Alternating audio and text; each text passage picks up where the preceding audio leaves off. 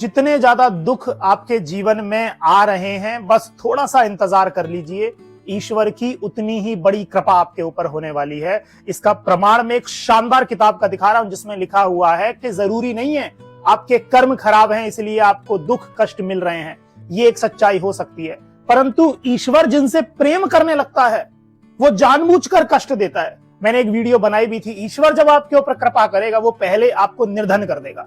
ये एक और प्रमाण आप देखिए जिसमें लिखा हुआ है कि ईश्वर आपके ऊपर कृपा करना चाहता है, ईश्वर आपको अपना बनाना चाहता है, इसलिए भी वो आपको दुख दे रहा है। और किस तरीके के दुख देगा ये इस प्रमाण में एक बार आप देखिए। अब देखिए क्या लिखा हुआ है कि आमतौर पर दुख को नापसंद किया जाता है। लोग समझते हैं कि पापों के फलस्वरूप अथवा ईश्वरीय कोप के कारण दुख आते हैं, परंतु यह बात मूलतः सत्य नहीं है। दुखों का एक कारण पाप भी है, ये तो ठीक है, परंतु यह ठीक नहीं है कि समस्त दुख पापों के कारण ही आ रहे हैं।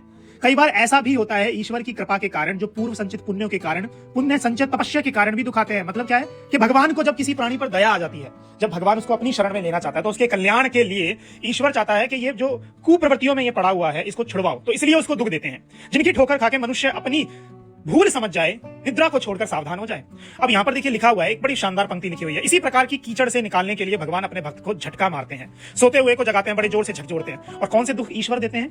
मृत्यु के समीप का ले जाएंगे, कोई बड़ी बीमारी दे देंगे, परम प्रिय स्वजनों की मृत्यु, असाधारण घाटा, दुर्घटना, विश्वसनीय मित्रों द्वारा अपमान, विश्वासघात जैसी दिल को चोट पहुंचाने वाली घटनाएं इसलिए भी आती हैं कि उनके जबरदस्त झटके से, आघात से मनुष्य तिलमिला जाए और सहज होकर अपनी भूल सुधार ले, गलत रास्तों को छोड़कर सही मार्ग पे आ जाए। मतलब सही मार्ग कौन सा है? ईश्वर का मार्ग। और देखिए बड़ी शानदार पंक्ति अंत में लिखी हुई है कि हमें अपने कर्तव्य और उत्तरदायित्व को पूरा करने के लिए हर घड़ी प्रतनशील और जागरूक रहना चाहिए। दुख सुख जो आते हैं उन्हें धैर्यपूर्वक स्वीकार करना चाहिए। मनुष्य की जिम्मेदारी अपने कर्तव्य धर्म का पालन करना ही है। सफलता असफलता या दुख सुख अपने कारणों से होते हैं, उसे ठीक प्रकार कोई नहीं जानता। साधारण सी एक बात समझ लीजिए कि जीवन में दुख आके रहेंगे, कोई भी ऐसा व्यक्ति नहीं है जो आपके दुखों को कम कर दे।